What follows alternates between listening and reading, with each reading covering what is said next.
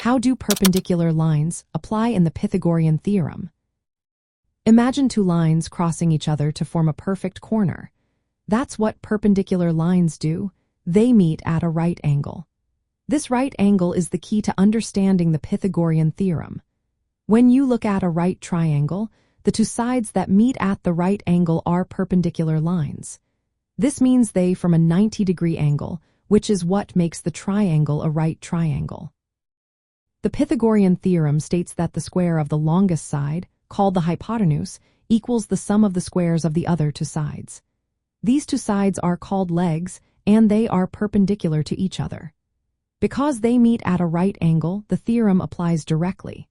If you know the lengths of the two legs, you can find the hypotenuse by squaring each leg, adding those numbers, and then taking the square root. Conversely, if you know the hypotenuse and one leg, you can find the missing leg by rearranging the formula. In coordinate geometry, the slopes of lines that are perpendicular are negative reciprocals. For example, if one line has a slope of 2, the line perpendicular to it will have a slope of negative 1/2. This relationship helps confirm the right angle between the lines. When you draw a line from the right angle vertex to the hypotenuse, you create smaller right triangles inside the original one. These smaller triangles are similar to the big one because they share angles and have the same shape.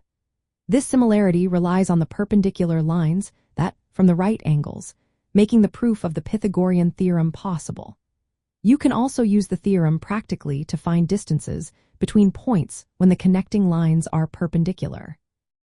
For instance, measuring the shortest distance between 2 points on perpendicular lines involves creating a right triangle and applying the theorem.